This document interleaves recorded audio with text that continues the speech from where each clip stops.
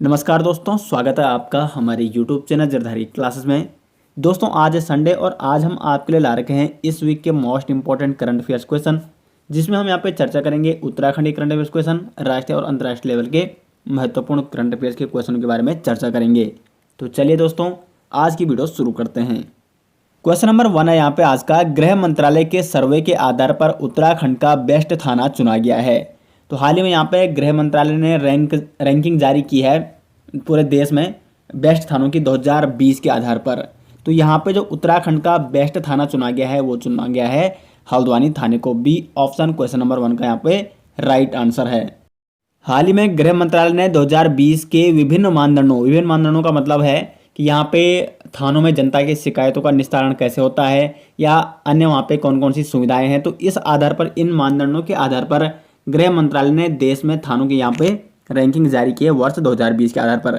तो इसी रैंकिंग में उत्तराखंड राज्य में नैनीताल जिले के हल्द्वानी थाने को उत्तराखंड का बेस्ट थाना चुना गया है। तो उत्तराखंड का बेस्ट थाना किसे चुना गया है?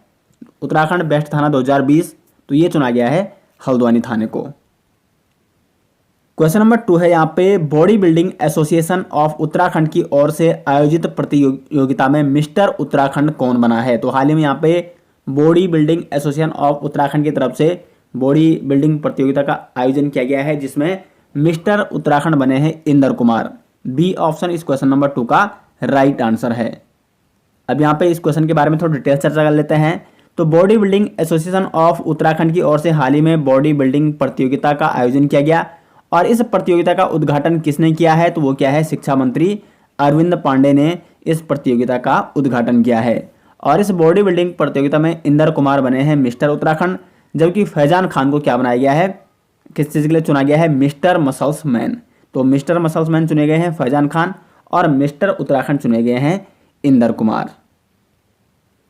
क्वेश्चन नंबर 3 यहाँ पे, लेफ्टिनेंट जनरल योगेंद्र सेना के सेंट्रल कमांड में सेना अध्यक्ष नियुक्त किए गए हैं, वे उत्तराखंड के किस जनपद से हैं?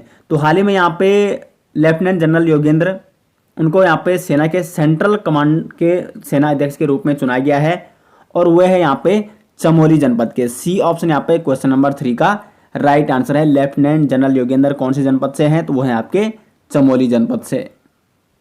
क्वेश्चन नंबर 4 है यहाँ पे, किस राज्य सरकार ने हाल ही में मुख्यमंत्री महालक्ष्मी किट योजना शुरू की है? उत्तर प्रदेश, हिमाचल प्रदेश, राजस्थान या उत्तराखंड? तो क्वेश्चन नंबर 4 का यहाँ पे राइट आंसर है उत्तराखंड राज्य सरकार ने हाल ही में यहाँ पे मुख्यमंत्री महालक्ष्मी किट योजना की शुरुआत की है। अब यहाँ पे आप देख सकते हो उत्तराखंड राज्य सरकार ने हाल ही में प्रदेश में मुख्यमंत्री महालक्ष्मी किट योजना की शुरुआत की है और इस योजना को किसने शुरू किया है? महिला सशक्तिकरण व बाल विकास राज्य मंत्री हैं रेखा आर्य। तो ये भी इंपॉर्टेंट है, रेखा आर्य क्या है यहाँ पे उत्तराखंड में राज्य मंत्री हैं और उनके पास कौन सा मंत्रालय है? महिला सशक्तिकरण एवं बाल विकास मंत्रालय। तो इन्होंने इस योजना को शुरू किया है और इस योजना के तहत क्या होगा, बेटी के जन्म लेने पर यदि बेटी होगी तो वहाँ पे माता पिता को एक किट दी जाएगी, एक कवच दिया जाएगा बेटी की सुरक्षा के लिए, या मतलब जब जन्म होता है किसी बेटी का तो उसको वहाँ पे क्या क्या जो रिक्वायरमेंट होती है वो सारे उस किट में दी जाएंगे। लगभग 3 या 3.5 हज़ार की वो किट होगी जो कि राज्य सरकार द्वारा उस बेटी के माता पिता को प्रदान की जाएगी।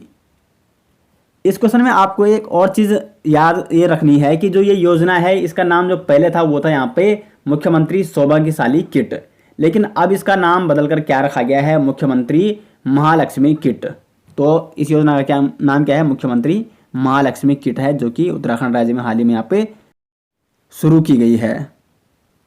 क्वेश्चन नंबर 5 है यहाँ पे, भारतीय रेलवे द्वारा दुनिया का सबसे ऊंचा railway arch bridge Chenab bridge कहाँ बनाया गया है? तो हाल ही में यहाँ पे भारतीय रेलवे ने दुनिया का सबसे ऊंचा रेलवे आर्च ब्रिज बनाया है चिनाब नदी पर, चिनाब ब्रिज। तो वो है यहाँ पे जम्मू कश्मीर में। सी ऑप्शन क्वेश्चन नंबर 5 का यहाँ पे राइट आंसर है। तो काफ़ी इंपॉर्टेंट क्वेश्चन है, इसके बारे में थोड़ा डिटेल चर्चा कर लेते हैं। जम्मू और कश्मीर में दुनिया के सबसे ऊंचे रेलवे पुल चिनाब ब्रिज का निर्माण पूरा हो गया है। इस पुल की ऊंचाई चिनाब नदी के तल से कितनी है? 359 मीटर ऊंचा ये पुल है चिनाब नदी के तल से और लंबाई है इसकी 1.3 किलोमीटर यानी 1315 मीटर और चौड़ाई है इसकी 13 मीटर। पुल का उद्देश्य है कश्मीर घाटी से कनेक्टिविटी को बढ़ावा देना और इस पुल का निर्माण उधमपुर श्रीनगर बारामूला रेलवे लिंक परियोजना के हिस्से के रूप में 1486 करोड़ रुपए की लागत से किया गया है। तो ये सारी चीज़ें आपको नोट करनी है, कौन सी नदी पर है, कौन से कहाँ पर ये जम्मू कश्मीर में है, किस नदी पर है, चिनाब नदी पर है, और ऊंचाई कितनी है, 359 मीटर ऊंचा है, लंबाई और चौड़ाई आपको सारी चीज़ें याद करनी है। क्वेश्चन नंबर 6 है यहाँ पे विश्व स्वास्थ्य दिवस यानी वर्ल्ड हेल्थ डे कब मनाया गया है? तो हाल ही में यहाँ पे 7 अप्रैल को विश्व स्वास्थ्य दिवस के रूप में मनाया गया है। और विश्व स्वास्थ्य दिवस 2021 की थीम क्या है? तो एक निष्पक्ष और स्वास्थ्य दुनिया का निर्माण, ये इसकी थीम है। थीम आपको जरूर नोट करनी क्योंकि काफ़ी इंपॉर्टेंट, कई बार एग्जाम में थीम भी पूछी जाती है दिवसों के बारे में।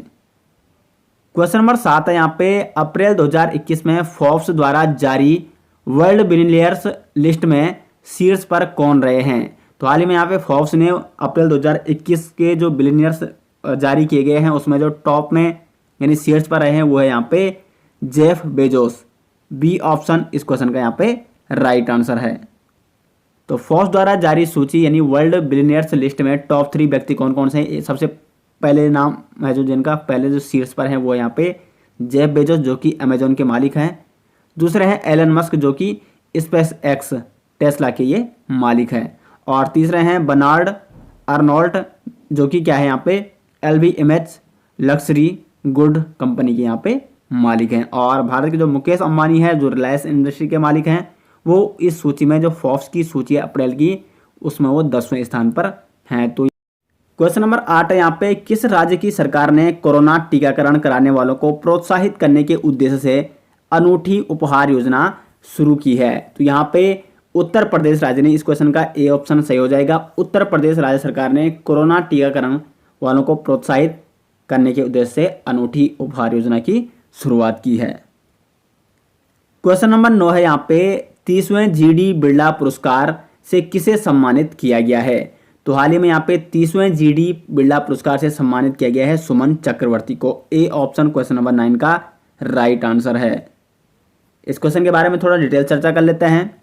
प्रोफेसर सुमन चक्रवर्ती को इंजीनियर विज्ञान में उनके उत्कृष्ट योगदान के लिए वैज्ञानिक अनुसंधान के लिए 30वें GD बिरला पुरस्कार से सम्मानित किया गया है। इंजीनियरिंग विज्ञान में उनके उत्कृष्ट योगदान के लिए उनको ये पुरस्कार से सम्मानित किया गया है।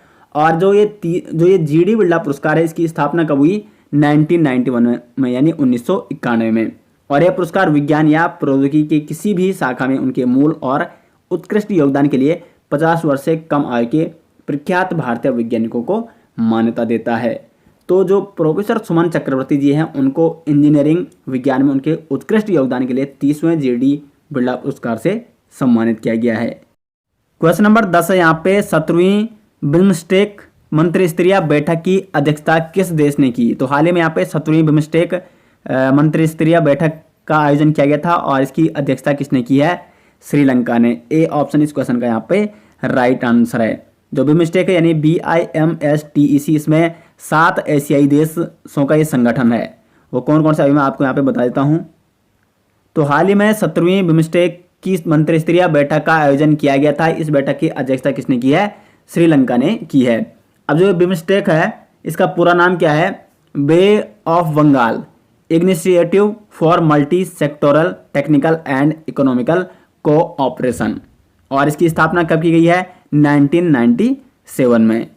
अब देखो ये है यहाँ पे बिम्स्टेक के 7 एशियाई देशों का समूह है। इसमें जो 5 देश हैं वो दक्षिण एशियाई देश हैं। कौन कौन से हैं? बांग्लादेश, भूटान, भारत, नेपाल और श्रीलंका। और 2 जो एशियाई देश हैं वो है दक्षिण पूर्वी एशियाई देश, म्यांमार और थाईलैंड। तो 5 हो गए दक्षिण एशियाई देश और 2 हो गए दक्षिण पूर्व एशियाई देश। तो कुल मिला के 7 एशियाई देशों का ये संगठन है। और इसकी जो हाल ही में जो मीटिंग हुई, हाल ही में जो मंत्रिस्तरीय बैठक हुई उसका आयोजन या उसकी अध्यक्षता किस देश ने की? तो वो की श्रीलंका ने। क्वेश्चन नंबर 11 यहाँ पे देश का पहला कृषि आधारित सोलर पावर प्लांट यानी first form based solar power plant किस राज्य में स्थापित किया गया है? तो जो देश का पहला कृषि आधारित सोलर पावर प्लांट है ये किया गया है राजस्थान में स्थापित। ए ऑप्शन क्वेश्चन नंबर 11 का यहाँ पे राइट आंसर है।